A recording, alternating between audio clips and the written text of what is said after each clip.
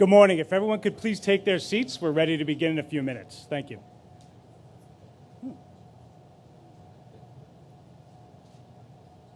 Should have a microphone more often. Okay.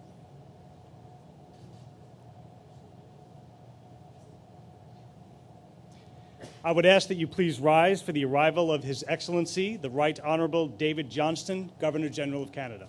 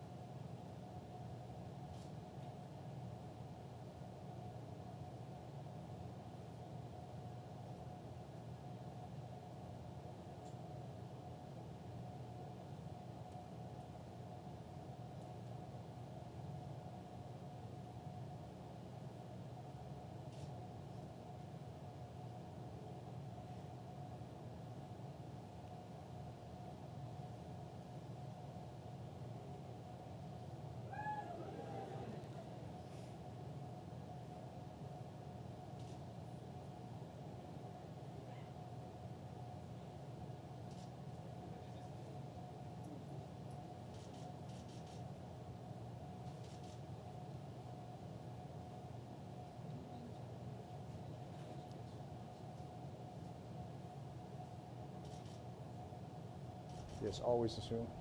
Yeah. Should I bring mic as well? Have a seat, please. Thank you.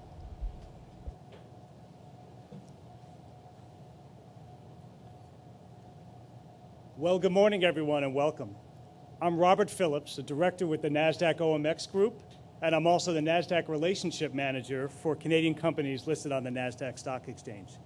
It is our great honor to welcome His Excellency, the Right Honourable David Johnston, Governor General of Canada, to NASDAQ this morning. We are thrilled with this opportunity to highlight the very special relationship of Canada and the United States.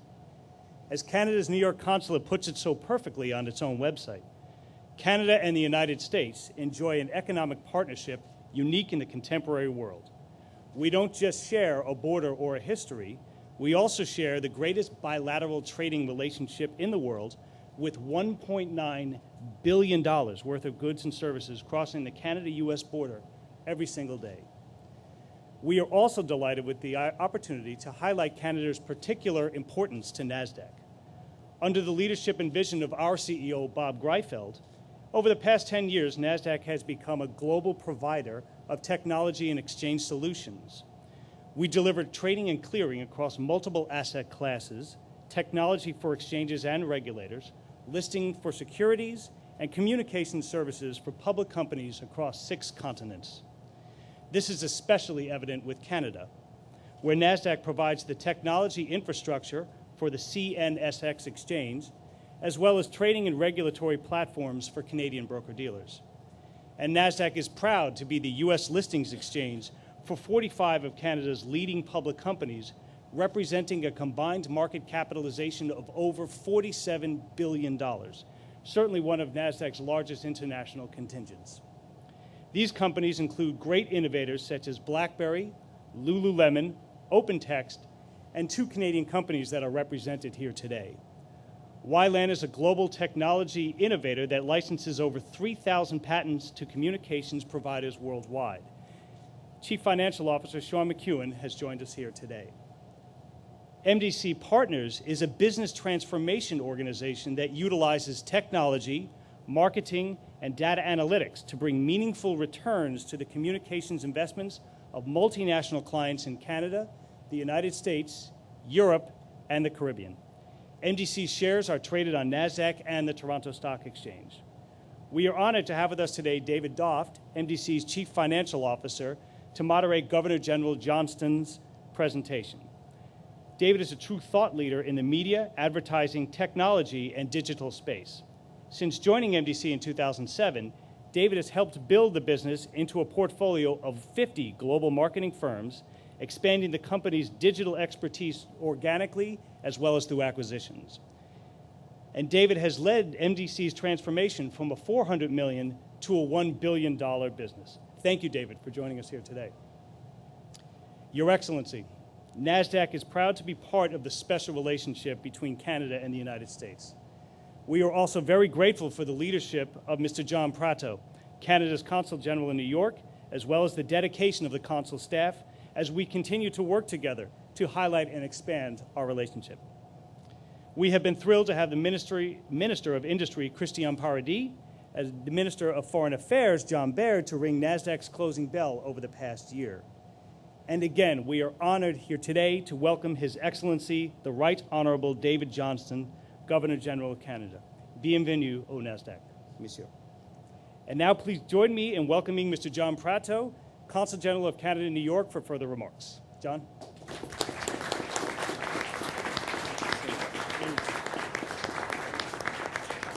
Thank you so much, Robert. Good morning, ladies and gentlemen. Bonjour, mesdames et messieurs, and a special hello to all the great high school students from the two finest high schools in New York.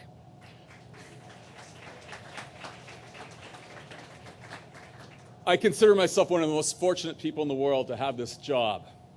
And I'm so proud to represent Canada in the greatest city in the world, New York City.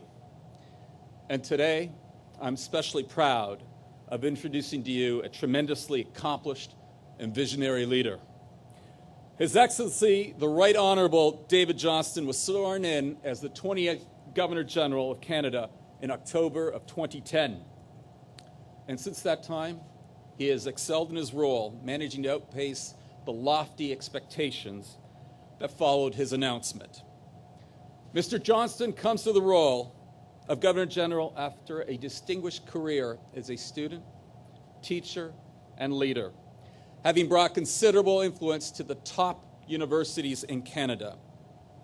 However, I would be remiss if today I did not mention that while studying here in the United States at Harvard, our Governor General captained the ice hockey varsity team and was twice selected to the All-America team.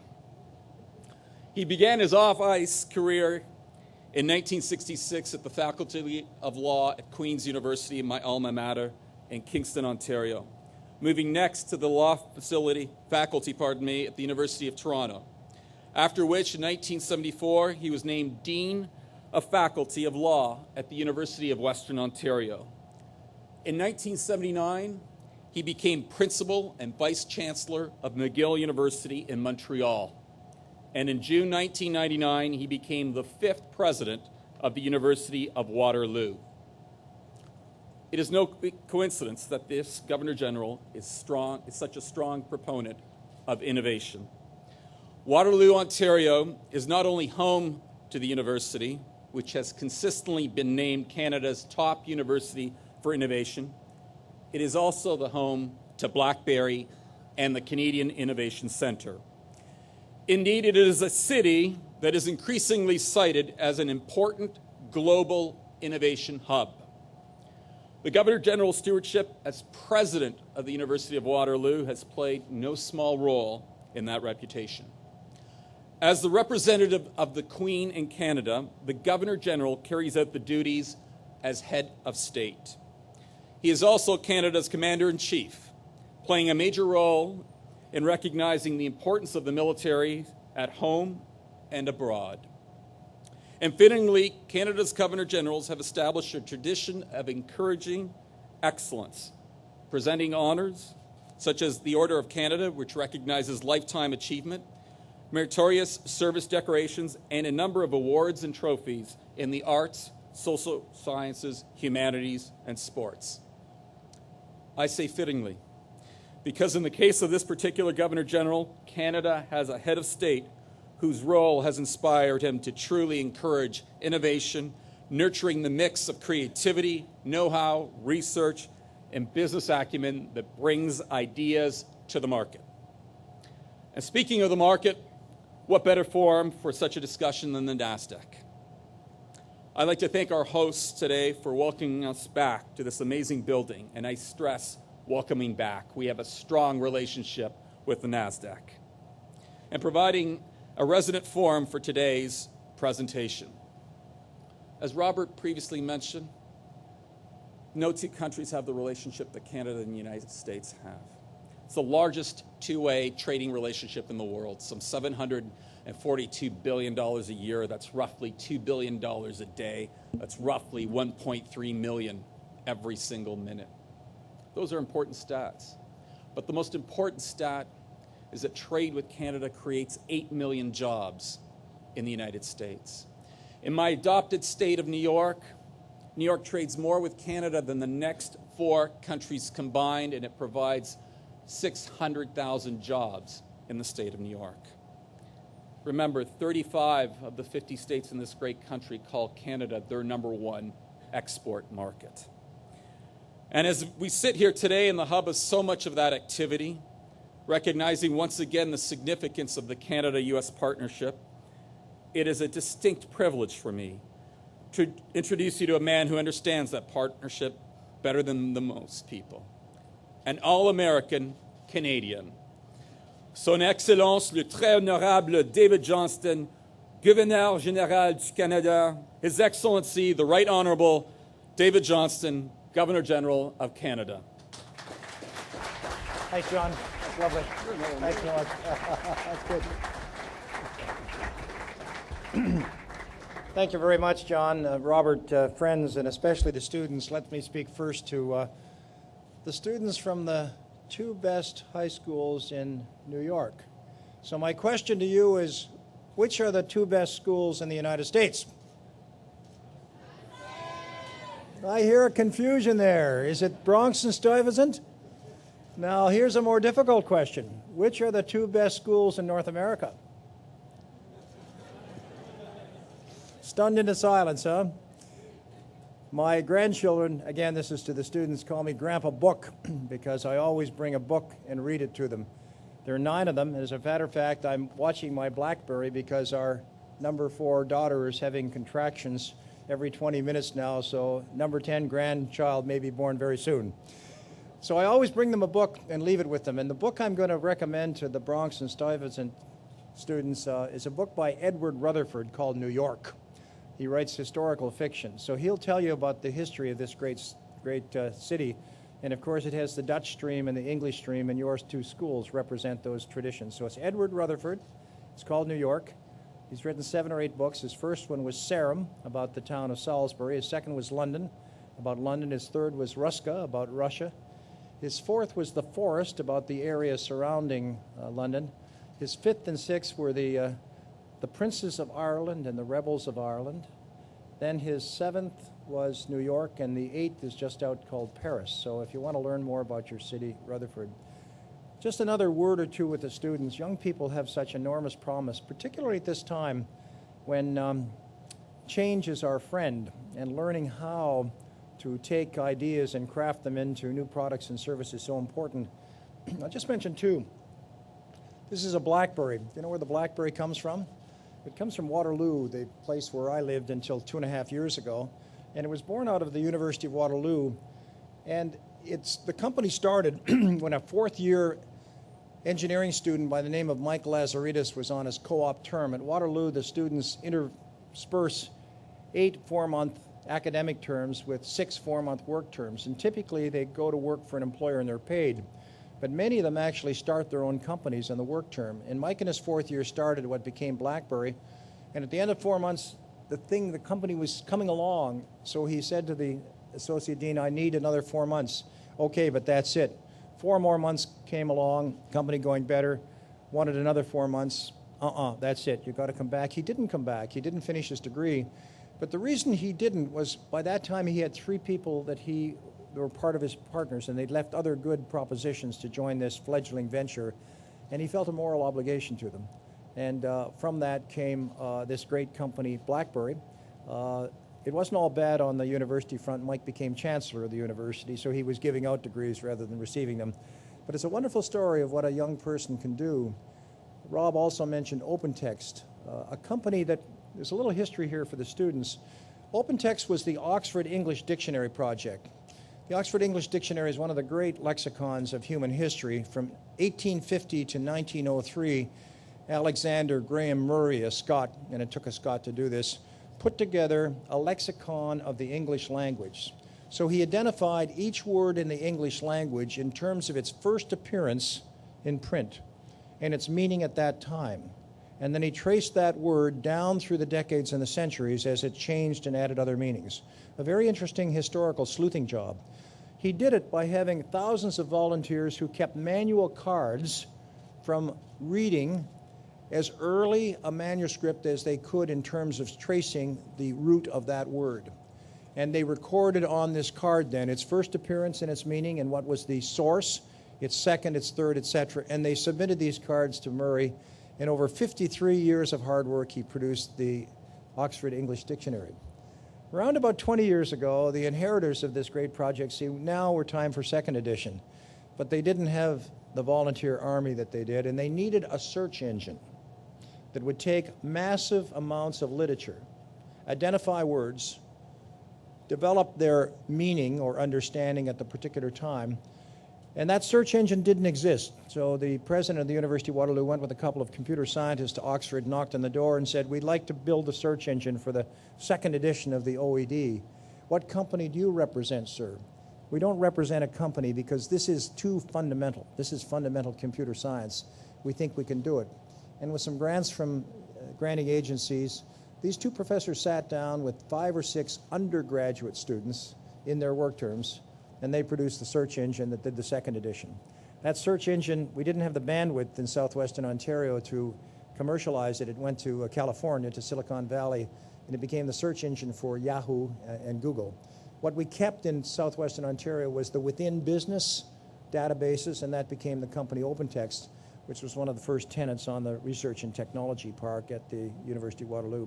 Why do I tell you those two stories? I tell you because it was young people with great ideas and tremendous tenacity that brought these two important developments to us: the Oxford English Dictionary, the search engine, BlackBerry with communication around the world, and there'll be many others.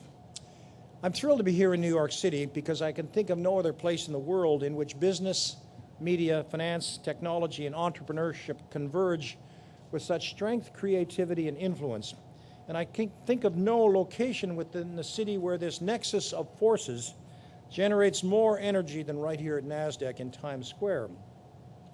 L'intersection historique entre Broadway et la 7e Avenue est l'endroit parfait pour parler de la croisée de la recherche scientifique et de l'esprit d'entrepreneuriat, ou plus précisément des façons d'encourager la recherche et de lancer nos innovations sur les marchés commerciaux. This historic junction of Broadway and 7th is the perfect location for us to talk about the intersection of scientific research and entrepreneurial zeal. And I just gave you 2 stories of that. Or more precisely, about how we can spur research and bring the innovations we nurture to commercial markets. Let me thank David Wicks, Rob Phillips, NASDAQ for their wonderfully generous hospitality and enthusiasm this morning. I don't think we could have a more fitting venue for this discussion, given NASDAQ's leadership in revolutionizing trading and the fact that the companies it trades are on the cutting edge of innovations such as MDC Partners. I very much look forward to my discussion with David Doft in just a few minutes, and I'm so very pleased that we have the young people from Bronx and Stuyvesant with us today. Over the course of my mandate as Governor General, I've been placing so much emphasis on learning, research, and innovation because they are pillars of the country my fellow citizens in Canada want to build, and the kind of world we want for all people. One that is smart and caring, one with keener minds and kinder hearts, one in which men and women know true freedom, reach their full potential, and enjoy lives that are rewarding, fulfilling, and meaningful. And that's, of course, a passion that our two countries share, equality of opportunity for all, and from that equality of opportunity to building excellence on a world scale. Learning, research, and innovation have been a passion and interest for me for 50 years. I spent my whole life in universities until 2 years ago. As a matter of fact, I'm on a 1-year leave of absence from my law firm. I was supposed to go and practice law, and I was asked to stay on for a year or two to be a professor at my first university law school. And when I was given this 1-year leave, my senior said, well, go and be a prof for a while, and when you've got the courage to face the real world, come and we'll teach you how to practice law. I go and see them regularly, and now when I see them, there's panic in their faces because they think I may actually do that, and they'll have to teach me how to practice law.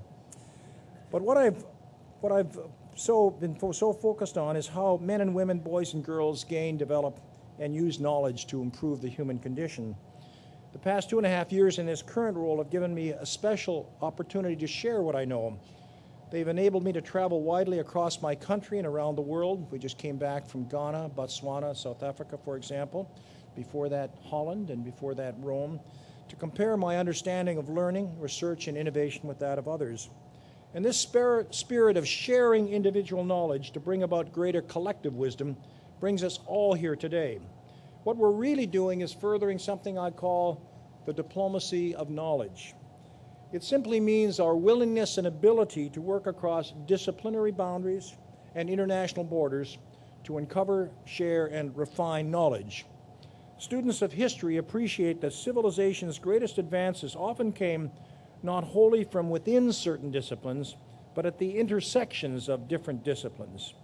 And two of the greatest innovation incubators of all time, in fact, are very close by.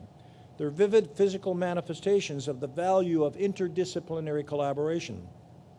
One, at Bell Labs, just across the Hudson River in New Jersey, leaders are acutely conscious of the need to cultivate teams of specialists from a variety of fields.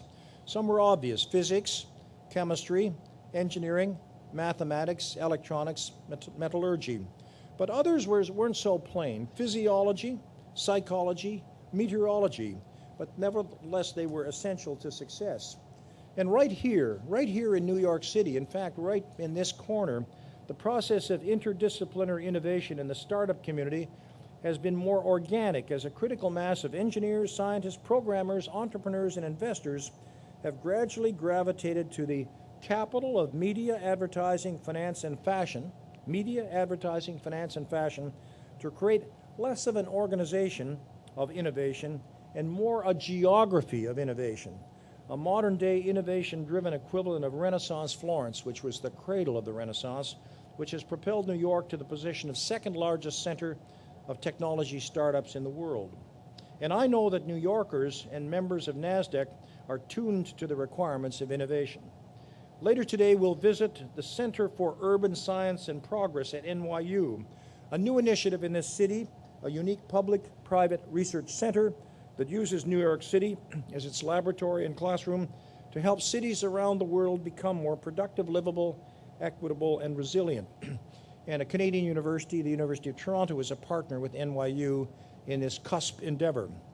Knowing that progress comes most rapidly and profoundly when people from different backgrounds and specialties work together, I'm delighted to know that men and women from an array of fields with vastly different experiences are here today: entrepreneurs, investors, communicators, and academics. The young people will know Steve Jobs.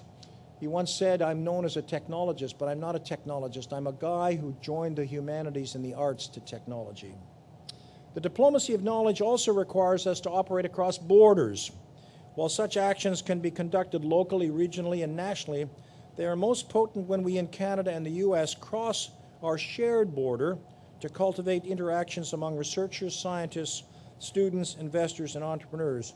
I call that ICE, which is a nice Canadian acronym that stands for Intellectual Capital Exchange. We should not see ourselves as competitors in learning and research and innovation, but collaborators. One of my favorite metaphors would be very close to the home of you students because you study Thomas Jefferson. Jefferson once referred to the candle of knowledge, the light from a candle representing knowledge. And he said, when you light your unlit candle from my lit candle, my light is not diminished, it's enhanced. And of course, that candle of knowledge illuminates so much of the world. I'm so taken by that metaphor that on my coat of arms there is a candle representing learning. I should also tell you there are 5 books, and those 5 books represent each of my 5 daughters because learning and knowledge and values are transmitted through them.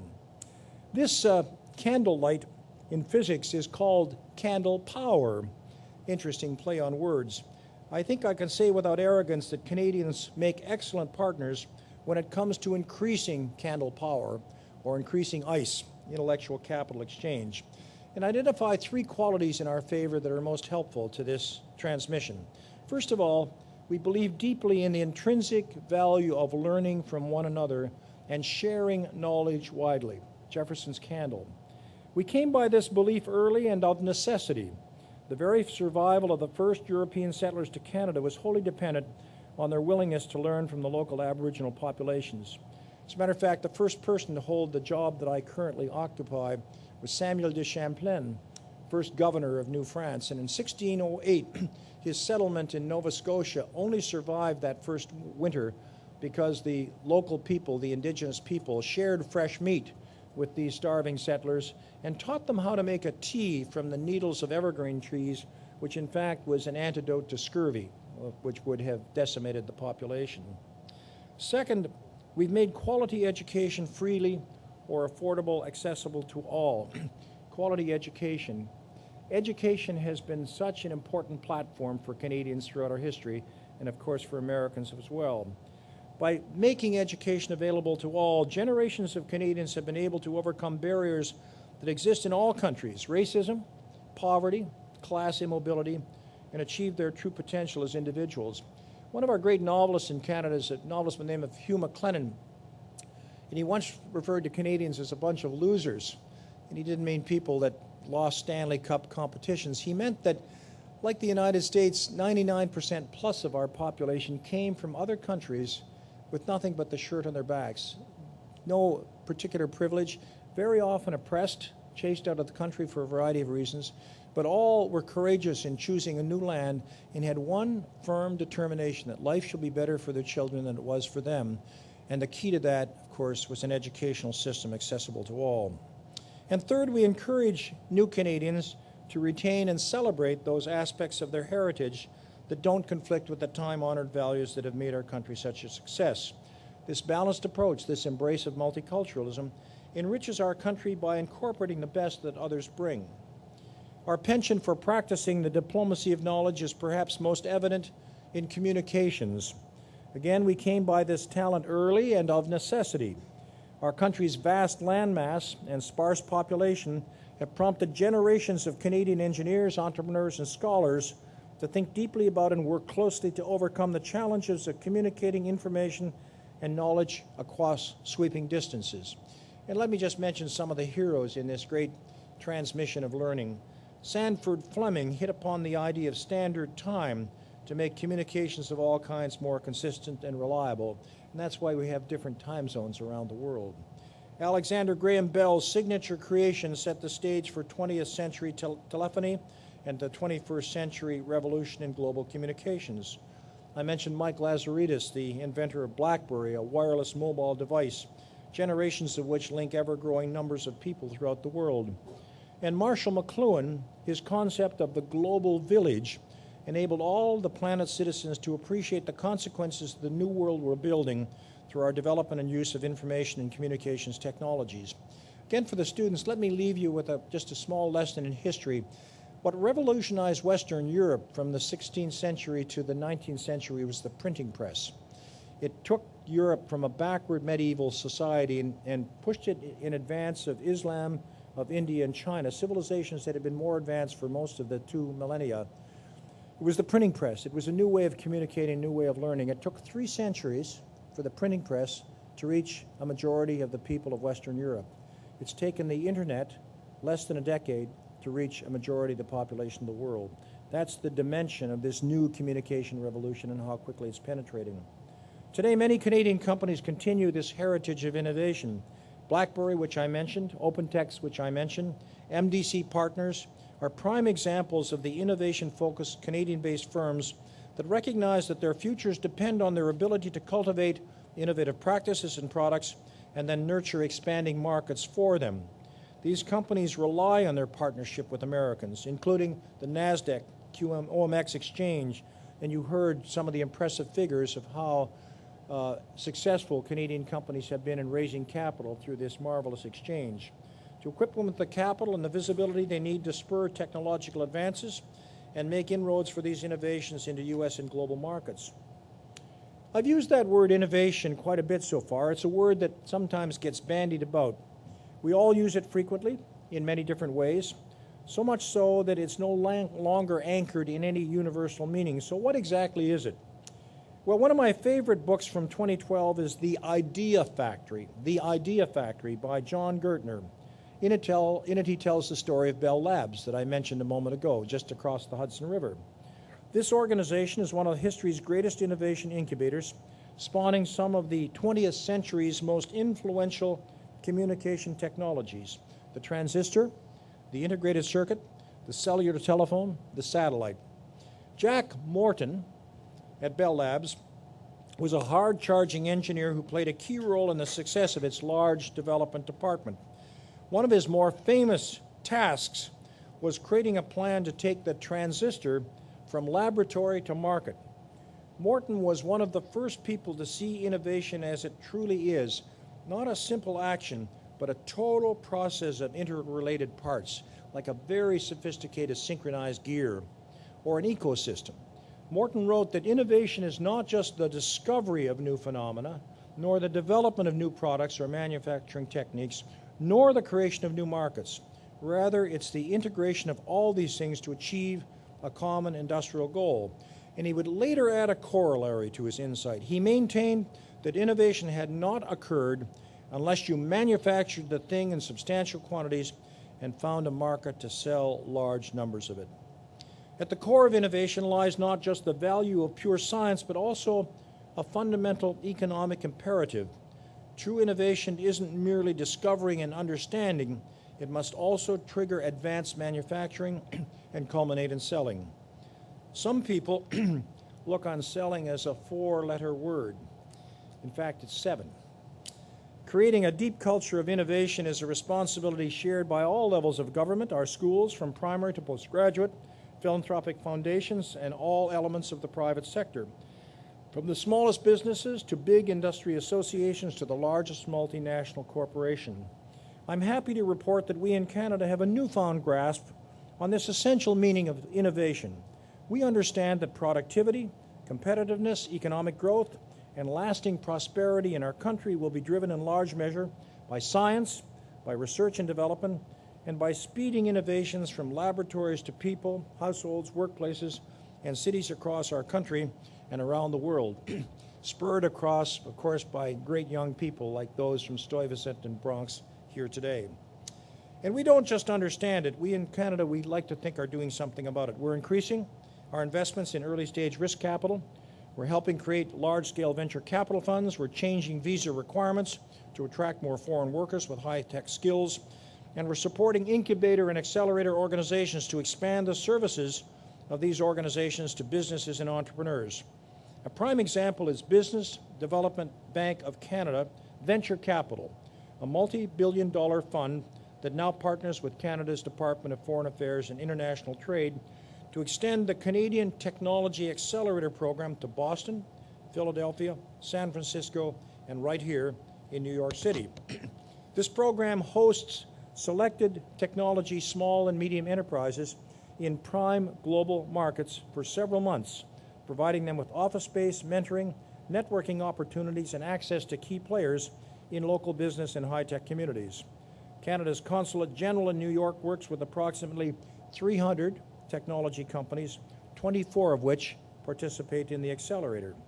It's been quite successful in several key international centers, and I expect many of you here today will be in touch with Canadian firms through the program in the near future. CTA alumni are instrumental in further sparking the diplomacy of knowledge between our two countries.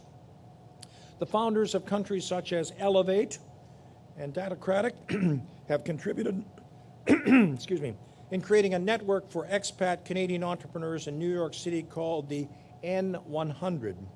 I salute the men and women of these organizations for their essential efforts to realize and share knowledge across borders. Starting in 1996, research investments increased dramatically. In fact, there were 11 years where investments increased by 11% per year, and those investments have continued to grow. This ongoing financial commitment has enabled Canada to emerge as a world leader in basic research. A 2011 study conducted by the Information Technology and Innovation Foundation in Washington praised Canada's performance. It noted that government-funded university research accounted for 0.39% of GDP compared to 0.24% in the U.S. I mention these figures to compare Canada's performance with that of the U.S., a world leader in innovation, and not as an expression of competition between our countries. To repeat what I said earlier, Canadians and Americans should be partners in learning, research, and innovation. In fact, we must work together across disciplines, organizations, boundaries, and borders to spur research and development and speed innovation from laboratories to people. Working closely together has always been the secret to success on our shared continent. We've become so good at it that even our big achievements garner little acclaim.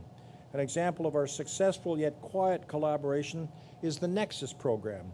It accelerates travel and trade between our nations and promotes safety and security, proving that openness and security is not a zero-sum game. We can and must have both. The Canada-U.S. bilateral relationship is a model for the world. It's founded on values of democracy, respect, rule of law, free markets. No two other nations have ties as close as Canada and the United States. Canada is the United States' largest trading partner, its largest foreign energy supplier. Speaking before a joint session of Canada's Parliament more than 50 years ago, President Kennedy described impeccably the enduring ties that bind our two countries. He said, "Geography has made us neighbors, history has made us friends, economics has made us partners, and necessity has made us allies." Back then, we defined necessity as our shared need to safeguard ourselves, our friends, and our way of life at the height of the Cold War. Today, our definition of necessity is different but no less daunting. We must contain health care costs before they cripple our ability to take action on our other pressing priorities. We must reduce our reliance on fossil fuels and minimize the harmful impacts of their use on our environment. We must rejuvenate our physical infrastructure, especially the roads, bridges, sewers, transit systems, electrical grids in our cities after decades of neglect. And we must regenerate our manufacturing industries and the urban industrial communities that rely on the jobs and high standard of living that these industries create for generations of workers and their families. Unprecedented opportunities await American scientists, researchers, entrepreneurs, and businesses to invest, conduct research, and build partnership with Canadians so that together we can bring about and use innovations to overcome the challenges we share. I'm here today at Times Square, one of America's most dynamic hubs of innovation, to urge you to work with Canadians as allies in innovation to take advantage of these opportunities. Together, let us practice the diplomacy of knowledge. Let us harness our discoveries and develop, manufacture, and sell them to meet human needs. And let us use our innovations to solve our most profound problems and create the smart and caring countries and world of which we all dream. Let me just leave you with my two favorite lines from George Bernard Shaw, again, especially to the young people. Some people see things as they and wonder why. We dream of things that ought to be and ask why not. Merci.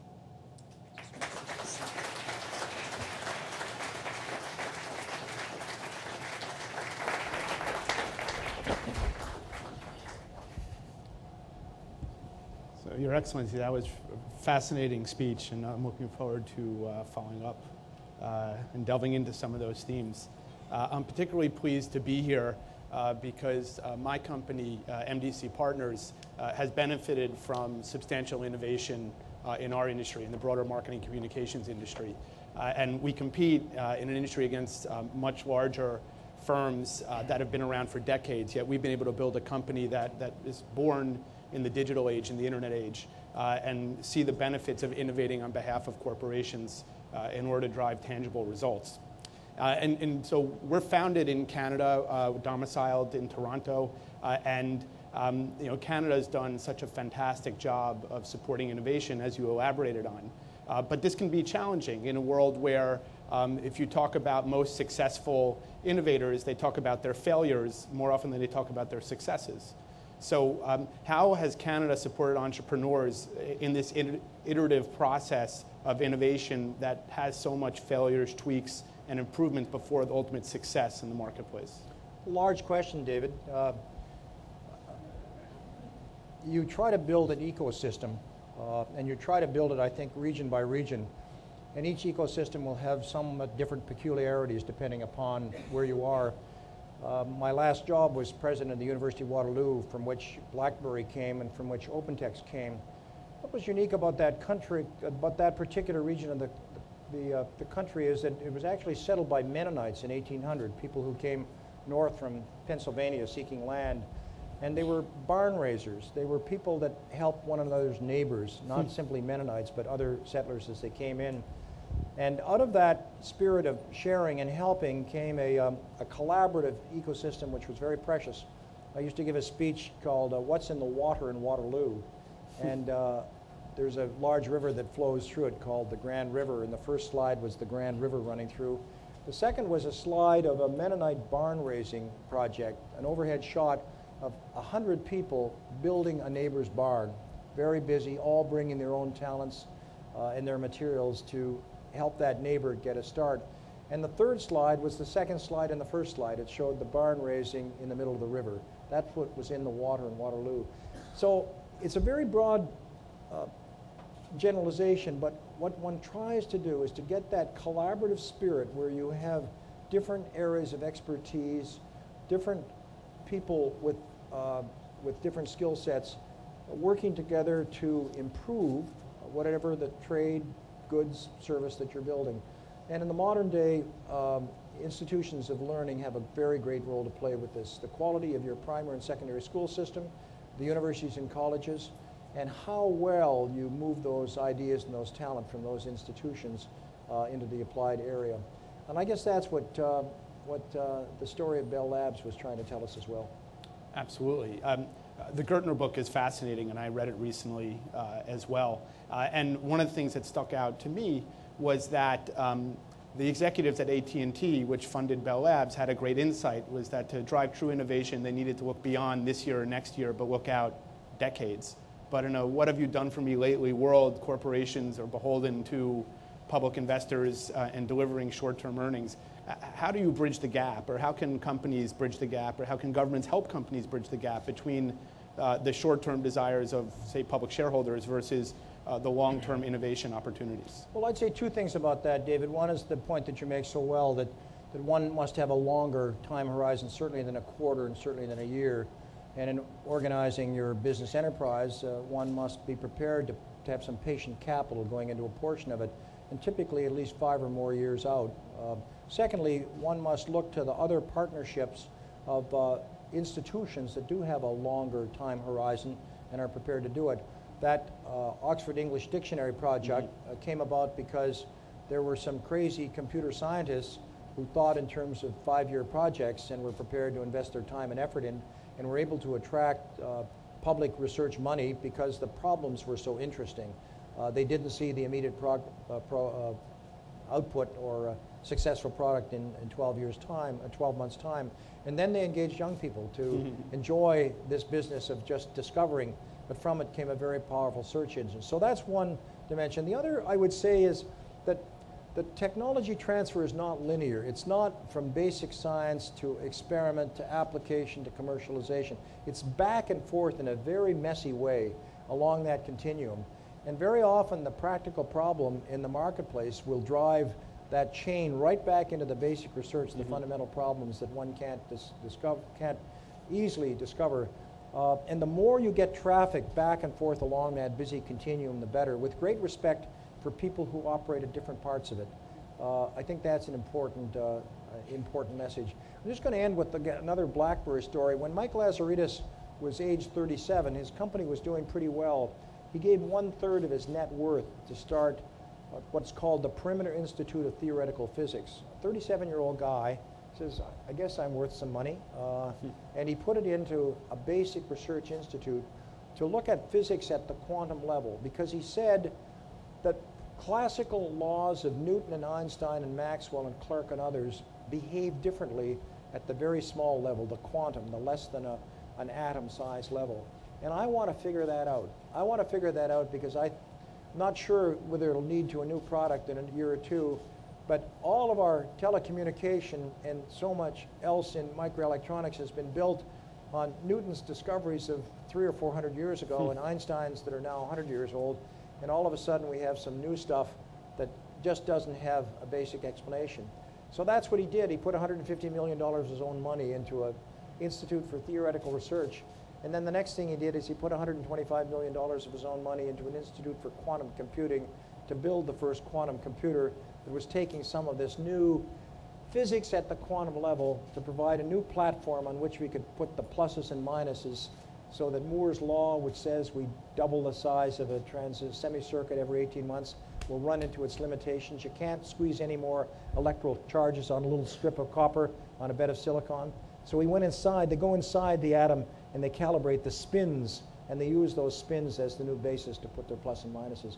But my point of that long story is back and forth across this continuum with different actors in different places. Right. So that was one of the other interesting takeaways from the Bell Labs story was it brought together thinkers and developers, right? And in this case, the funding of the thinking, of the theory, of the discoveries is crucial, but then getting those to the marketplace is equally as crucial to get true innovation, as you spoke to. So there are pockets of that sort of research all over the world. NASA comes to mind for me that has hundreds of thousands of patents that I would think just sit there. So how can governments enable that intellectual property to be tapped and developed for true innovation? Well, I'd say three things, David. One is that two takeaways from your comments about Bell Labs is that, first of all, it was not a closed shop. Bell Labs was really terrific in penetrating the universities and research establishments, not only in the United States, but around the world. And of course, the best way they did that was they brought in this great talent. I mean, they knew who the bright students were coming along, and they came to Bell Labs to do their work. Secondly, they were a commercial organization, and somehow they were able to bring that discipline of the marketplace into their work. They did fundamental research with Nobel Prize winners, but somehow understood the last of the messages in the Gardner book of how can you move this from lab to manufacturing to scale to large numbers. That was a remarkable transition. But the third, I think the most important thing is just the recognition of talent. The best vehicle for technology transfer is a university convocation where you're graduating these bright students. And so, as democratic societies that believe so much in equality of opportunity, we must work passionately to be sure that the opportunity is available to every one of our citizens to extend their talent to the very utmost. And guess what happens when you do that? It reaches somewhat beyond. And from that base of talent, of course, we will have the critical mass from which these good things will happen. In your speech, you also talked about the startup culture that's emerged here in New York, and surely it's been a boon for our business to be able to tap into some of those innovations and thought leaders. But those are insurgent organizations. At the same time, there are many large corporations here in New York and in Canada and around the world that I think struggle to evolve with the influence of technology in our world. So how can big companies become innovative organizations in the way that would achieve this broader goal? Well, I think it's tougher, David, because as you become bigger, you lose the courage of the innocent. That ability to say, well, nobody told me I couldn't do this, and so I'll go ahead and do it. I suppose what you do is you try to work very hard to create a very open atmosphere. One of my favorite bumper stickers is minds like parachutes work best when open. And creating that sense of the skunk works, of the constant improvement, that respectfully saying to your boss, your senior, sir, we don't have to do it this way. There is another better way. Having your antenna open all the time. I used to ask my colleagues constantly in the university, if you're doing alumni affairs or you're doing the treasury function, what are the two Canadian universities and what are the two American universities that do this best of all? And sometimes those colleagues of mine wouldn't know, but the next time I asked the question, they did know. And they'd probably been to each of them to do that. So I think you do that. Looking at it from a government point of view is it's reinforcing that wonderful sense of curiosity that's innate in human beings. Those of you who have small children, as they begin to learn to speak, that word why comes in pretty quickly, doesn't it? And as parents, we sometimes get a little annoyed. Stop asking questions incessantly. Why should they stop asking questions? That's absolutely marvelous, especially when you don't know the answer, because it makes you think a little bit. one of my favorite stories of this, of government activity that led to great things, is its lovely Swords into Plowshares story. It takes a minute to tell, so bear with me. What happened in 1957 to the students from Bronx and Stuyvesant that was very important in terms of outer space? Sputnik went up, eh? And we in the West said, my heavens, the Russians have put the first vehicle up into space. That's a terrible, terrible defeat for our science, and it's also a very great military threat. They can launch a bomb from a satellite. So President Eisenhower did a couple things. He built the interstate highway system to connect American cities, but he also started the project that led to the Americans ultimately putting a man on the moon. But the final thing he did was he started something known as DARPANET, Defense Advanced Research Project Agency Network.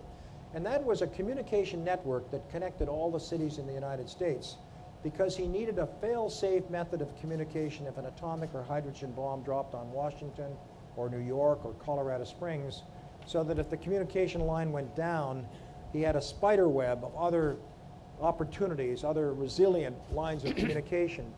And it was built at great expense, but it was never intended to be used. If it were to be used, it was the worst calamity we've seen, World War III breaking out.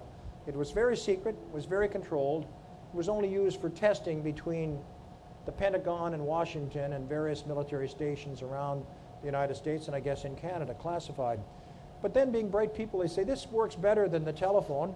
Why don't we let our scientists doing classified work in the universities get on it and communicate back and forth with the Pentagon? And then the scientists, being bright people, said, well, why don't we communicate ourselves for classified work? And then being entrepreneurial, they said, well, why don't we do it for unclassified work? And then a great thing happened. They let it get in the hands of their graduate students. And as you know, graduate students are the most irrepressible, curious, relentless, tenacious creature in the face of the earth. And that's where the internet was born, that they used this new communication technique to communicate with themselves. Now, they need a little help from Tim Berners-Lee with hypertext protocols, etc. But it's become revolutionary, huh? It's everywhere, it's flat, it's democratic, it's inexpensive, and it's transformed the world. And that all happened because some graduate students said, hey, this is something here, let's make it work. You know, it's interesting, as a final question, because much of the innovation that's emerged, I think, in the last century has been in response to military threats. And it brings a sense of urgency that has led to very quick development of things like DARPANET, which led to the internet. In more contemporary times, how can we have that sense of urgency without military threat to drive innovations? And if you look at a country like Israel, which has seen huge innovations coming out of the military-trained technicians in that country, how can we drive that sense of urgency without war as a catalyst? It's such an important question. The ambassador from Israel, Miriam Taves, gave me a book about 2 years ago called Innovation Nation, and it explains this phenomenon that Israel has of so innovative. And I visited the Weizmann Institute there about 2 years ago. It's a research institute with 200 scientists. There are 17 patent lawyers for the 200 scientists. My beloved University of Waterloo, we didn't have a patent lawyer on staff. Partly it's because the university actually didn't own the intellectual property. It was owned by the professors and students, and we would encourage them. But the fact that Israel is an island of 6 and 7 million people with some very hostile people around it that want to push it into sea provides a discipline that we don't have. I think our greatest enemy in the United States and Canada, in fact, is the complacency that comes from being so blessed to live in the countries we do, with the resources we have, etc. And so I go back to, I guess, our families, where we try to teach a sense of responsibility for the gifts that God has given us, and in our education system to try to teach us that we cannot be complacent, that we must develop in ourselves a sense of constant improvement, particularly improvement that is not simply our own prosperity and the accumulation of wealth in our families, but improving the lot of our neighbors. And if we realize that there is so much opportunity in this age to use intelligence to improve the lot of our neighbors, we can do so. I've just been at my 50th anniversary of my American college with my classmates, and they asked me to speak on public policy, and what I spoke on was smart and caring neighborhoods, smart and caring communities of of keener minds and kinder hearts. And I left them with the story. I'll just tell this and I'll finish, David. It takes a little bit of telling of the importance of using our smartness and the gifts to give someone a hand up as opposed to a hand up to help our neighbors. In Montreal, about 25 years ago, Mother Teresa came to speak at the Greater Montreal Prayer Breakfast, and 50 or so of us gathered with her afterwards, and one of our neighbors said, Mother Teresa, we're so moved by your work in Calcutta, what can we do? And I thought, being a university president, she'd say, write a large check to my settlement house in Calcutta, I'll put it to good use. She said, look in your own families, look in your own neighborhood. I guarantee you there's someone who needs your love and care. And her speech was covered favorably by the newspapers, but for one. And that newspaper, I guess being the Real Politic newspaper, said, let's be practical. Here's a marvelous woman. She'll probably be a saint. She became a saint. But she provides food and clothing and shelter for 200 people in Calcutta. It's a city of 20 million, half of whom live in the most dire poverty imaginable. In a country of 1 billion people, half of whom live in the most dire poverty imaginable. It's a drop in the bucket. It's just a drop in the ocean. In the comparative relativity of things, it doesn't matter for very much. That bothered me for the longest time. It's kind of ate away at my gut. And one day we'd finished a birthday party. We had 5 daughters in 7 years. Birthday parties were big deals. And the eldest daughter, who was 8, said to me at the end of the party, Dad, you know the ghost stories you tell the kids at the birthday parties? They're all lies, and the kids know they're all lies. They just pretend to be scared because they know your feelings will be hurt. Why can't you be like Dean McFarlane? He does magic at birthday parties. Dean McFarlane was the dean of the School of Journalism at my university. I was dean of law, and I had bloody Andy McFarlane. Why are you so smart? So I went to his home for a birthday party a couple months later, and there he was, Andy McFarlane, dressed in a big cape and a cap, a big tall hat, and he had a magic wand. He had a mustache like this, and he was prancing around doing magic, and the kids were mesmerized. And so I was where David was to kind of watch what was going on behind the scenes. And he holds out a glass of water and he said, I will turn this water into wine. And I thought, careful, Andy, the last time that was done 2,000 years ago, the guy had a little more power than you did. But back here where the kids couldn't see, he had a dropper with one little drop of red vegetable dye. And he dropped that into the glass. And he presented the glass, still water, but a little drop of red dye. And he said, abracadabra. And he shook it around. And that one drop of red dye suffused the whole glass and turned that water into a beautiful shade of rosé. Suffused the whole glass. And the light went on. I thought I had been thinking about the drop in the ocean of Mother Teresa's caring as a matter of physics or mathematics, relative volume. I should have seen it as chemistry, because that drop changed the culture of all of the contents in the glass. And it's changing the culture is what we're about. Thank you. Wonderful. Well, thank you very much for your time today. Do we have time?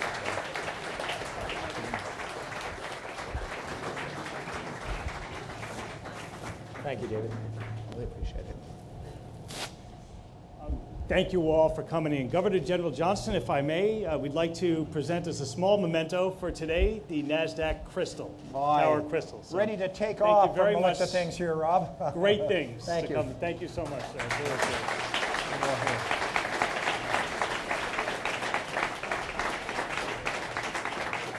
Thank you, sir. Yeah, well, hold on, sir. Hold that up high. Thank you.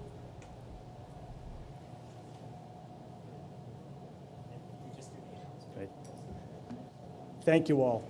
I would ask that you please rise for the departure of His Excellency, the Right Honourable David Johnston, Governor General of Canada.